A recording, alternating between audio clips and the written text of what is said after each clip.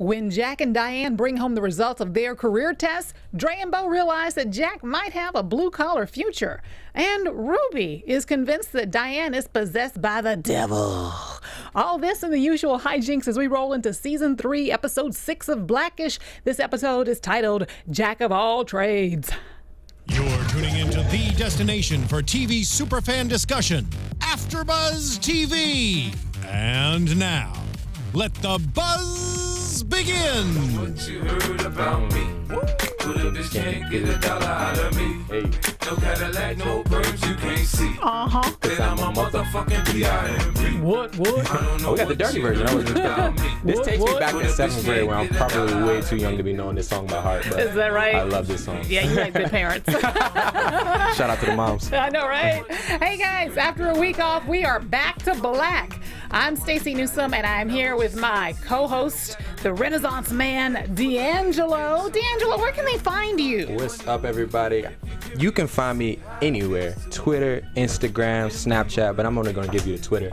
Follow me at DeAnJilo TV, DeAnJilo TV, and my bomb host right here to the right. Please tell them where to find you. Yeah, guys, you can find me, Stacey Newsome, on Instagram and Twitter at the Stacey Newsome. That's STACEY.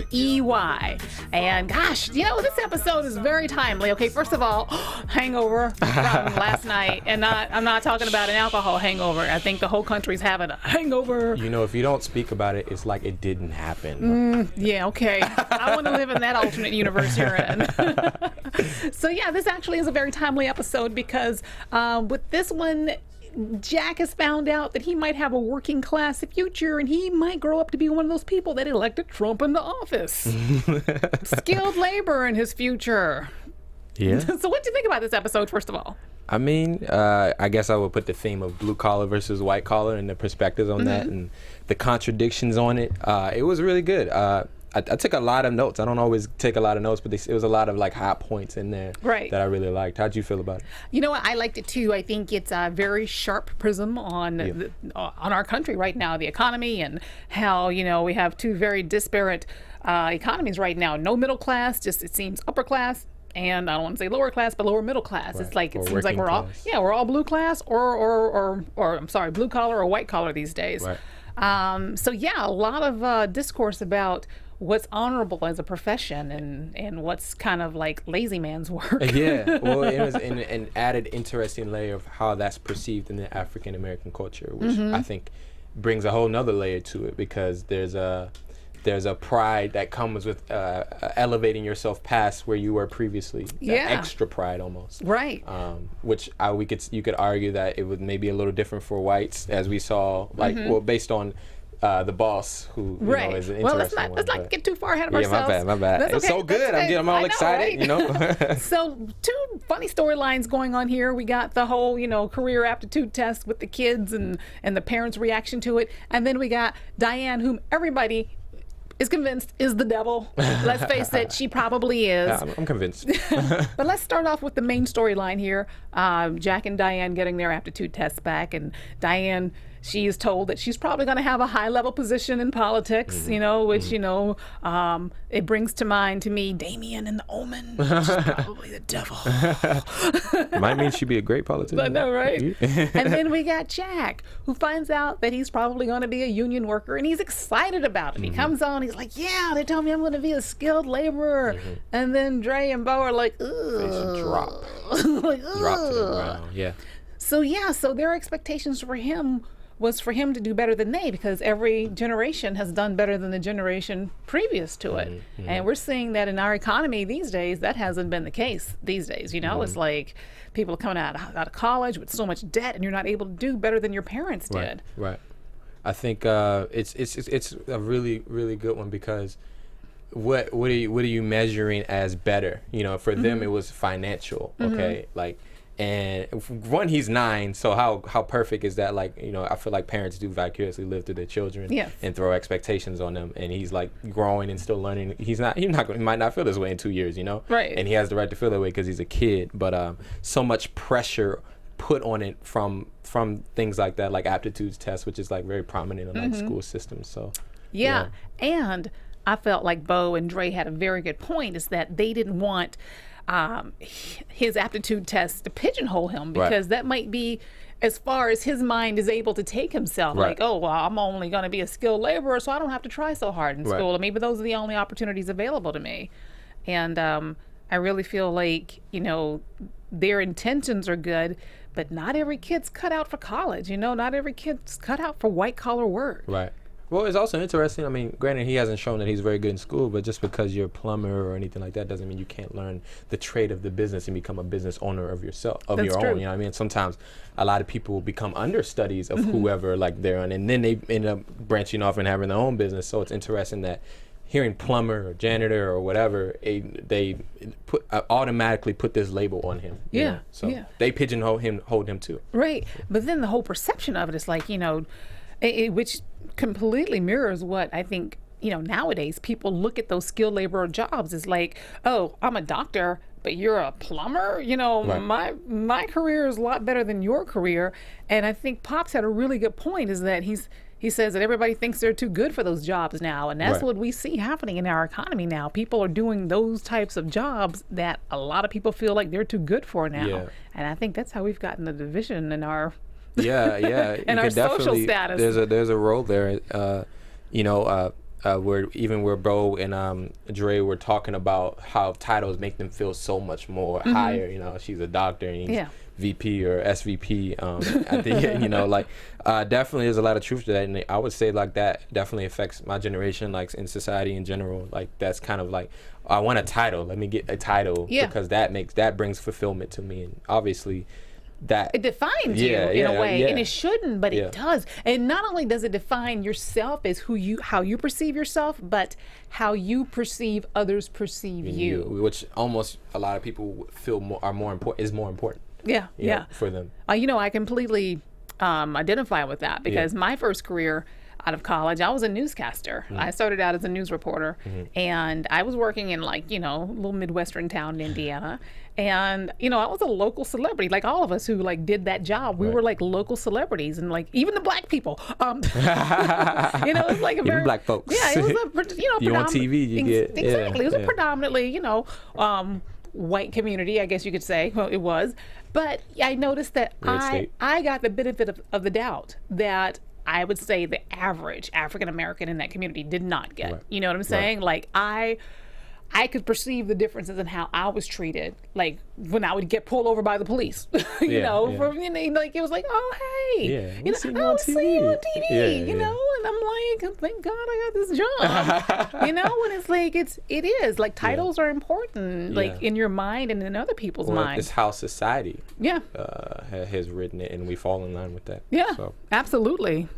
So, all right. So now we got we got the little discourse going on in the family with Jack. Then they go to the school to talk to the principal. To the principal, and he's thinking that they're there to talk about Diane's problems. I thought that was so funny. The whole list that he had prepared. Oh, you missed the PTA meetings, like all of these things, you know. Yeah. And he's like, teachers are afraid of her.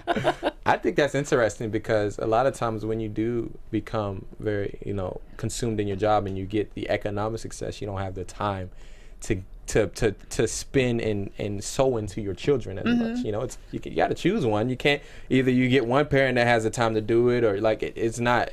A lot of us, I think that's a big thing in my generation, is pretty much everyone in my generation wants to have that societal, like, economic success. Yeah. And you want to have kids, and like when you think of it practically, it doesn't work out like that. It's not perfect like that. Yeah. You know? Well, you know, I think Bo had a really good point towards the end of the episode, where she was saying that her parents' generation were so busy working those blue collar jobs to make sure that she could go to school and have a white collar job. And now she has a white collar job, and it's like she can afford now to make sure her kids are happy. Right. You know what I'm saying? Right. It's like, they have a nanny. So. Yeah, I know, right? You were waiting for that nanny to come back, aren't you? Where is Black Nanny, yo? What? All season. Is she on the I need to check the episode. You bring up Black Nanny every week. There's no filter here. That is Bae. All right. If you want to come on the show, you know, I love my host, but we will find an extra seat for you. But I'm not Black Nanny.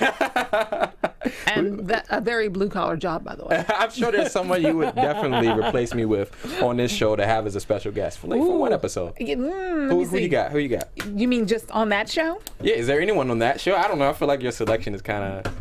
I would never replace you. Okay, see, that's sweet. But anyway, who would you temporarily bring in replace? Okay, let's say you had a cold and you couldn't come in 1 week. Okay, for like the rest of the season. Yeah, let's say you slipped on a banana peel and you couldn't come in. You hurt your back or whatever. Right. Definitely Anthony Anderson. Anthony Anderson. Love to have him come in. He's a good joy. Yeah, I know, but he's probably busy. So we couldn't get Anthony Anderson. I would say Dion. Dion? Yeah. Yeah. Well, I've heard some really good interviews with him. He's actually a really good person. He's a grinder, and he's been in the industry for a long time. He has. Yeah, so I really respect it. I respected hearing him. It was really good. That's good. But that's a good cool. personality, yeah. That's cool to hear. Yeah, he's definitely quirky. He is. That's his character's quirky. I'm curious if he, as a human in real life, is that like quirky. That. Yeah, I'll send you the link to that interview. It's really good. But I think your interview would be way like, if you probably ask some good questions. See, I'd just be staring at her. She was like, I'd just be like, what's up? We'd just be looking at each other for 30 minutes. Yeah, then you would be labeled very creepy. And you're right, but hey, I'd be happy. It's like, who's your creepy co-host over here? Like, why did I come here again? No, that's just DeAnJilo. He's a Renaissance man. It's okay. It's okay. All right, so Diane, let's get on to that storyline real quick. So Diane, as everybody knows, she's a little off. There's something different about the child. Mm-hmm. And Ruby is convinced that she's possessed. Right. Turns out, though, it was a hoax by the other kids. Another prank. Mm-hmm. This family's full of pranks. Yeah, they got those. But then we had that one scene where she blinks and all the lights go out, and that wasn't a prank. And they never revisited that, did they? They did not. Nice big cliffhanger there. Yeah. Well, she's special. I like the running gag. It's pretty funny. Yeah, she's such a young girl in the show, but she has so much personality.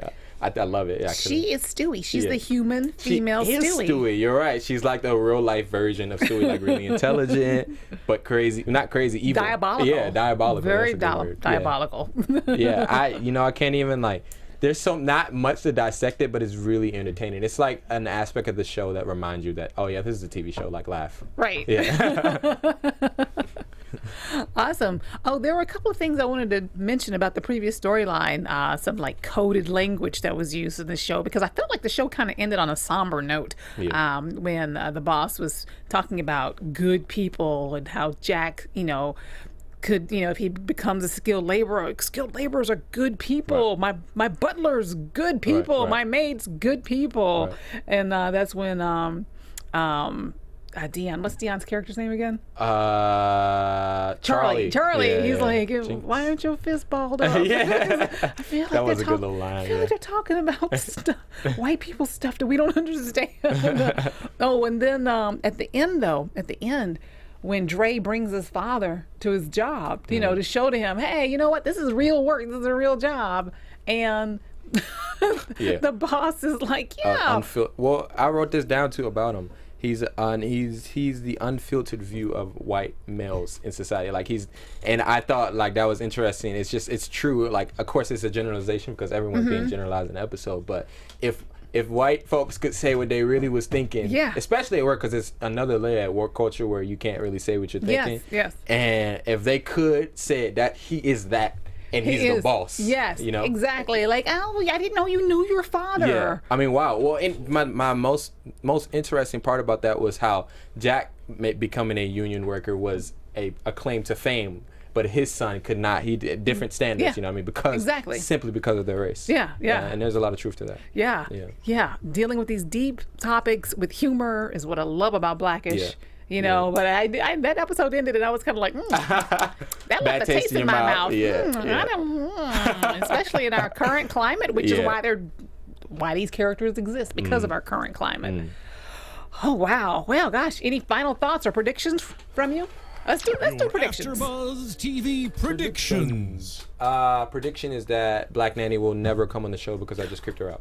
How about that? Wow, let's hope she wasn't listening. I mean, let's hope she was listening and she wasn't creeped out. I was joking mostly. No, you weren't. We'll No, have you weren't. there to like ask the questions, but I'll just kind of be here, you know. Well, we could put her like on this end and I'll sit in the middle. That might be a and good then idea. That's a good idea. But then you'd have direct eye contact with her, and that would be you kind know, of creepy for her. She's an actress. She could work through the barrier. Yeah, she's probably worked with crazier than you. That's true. Not that you're crazy. I'm just saying. Maybe. Any predictions for you? Wow. Okay. I predict that It's hard. it is kind of hard. Diane just gets more and more interesting every week, so I predict that maybe at some point we're going to figure out why she's so diabolical. Or maybe not. I don't know. They could just completely drop it and act like it never happened. Yeah, that's true. That's true. Yeah. And I feel like obviously Bo's pregnancy is going to become more prominent in the storyline as her pregnancy goes on. Yeah. It was the first reference to that in a while, so Yeah. that was cool. Yeah, and I'd almost forgotten she was pregnant, to be honest. Yeah. She hasn't grown at all, so. Yeah, I know, right? She's going to be one of those skinny pregnant. Yeah, it's going to be like, oh, it's here. Awesome. Well, that was a great episode. That was a good episode. I liked it. Yeah, I did too. Well, listen, guys, stay in touch with us. You can, tune in and keep up with us on all the fronts available to keep up with us on the AfterBuzz website, AfterBuzz.com. You can find us on YouTube and Facebook. And DeAnJilo, where can they find you? Find me at Twitter, find me on Instagram, find me on Snapchat. I'm here for you. So hit me up if you got any questions about the show. If you just want to, you need to get through this process of our new president. I'm here for you. We can cry together. We can act like it didn't happen. I don't know. So Can't we just rent Obama like month to month? I'm these last 2 months, man. I'm just gonna hold tight, hang tight, But follow me on Twitter at DeAnJilo TV. Follow me on Instagram at DeAnJilo. That's DeAnJilo. Check the spelling. Make sure you get it right. Yes, and you guys can follow me on Instagram and Twitter at the Stacey Newsome, STACEY. All right, guys, join us back here next week, same time, same channel. Doses. From executive producers Maria Menounos, Kevin Undergaro, Phil Svitek, and the entire AfterBuzz TV staff, we would like to thank you for listening to the AfterBuzz TV network. To watch or listen to other after shows and post comments or questions, be sure to visit AfterBuzzTV.com. I'm Sir Richard Wentworth, and this has been a presentation of AfterBuzz TV. Buzz you later. The views expressed herein are those of the hosts only and do not necessarily reflect the views of AfterBuzz TV or its owners or principals.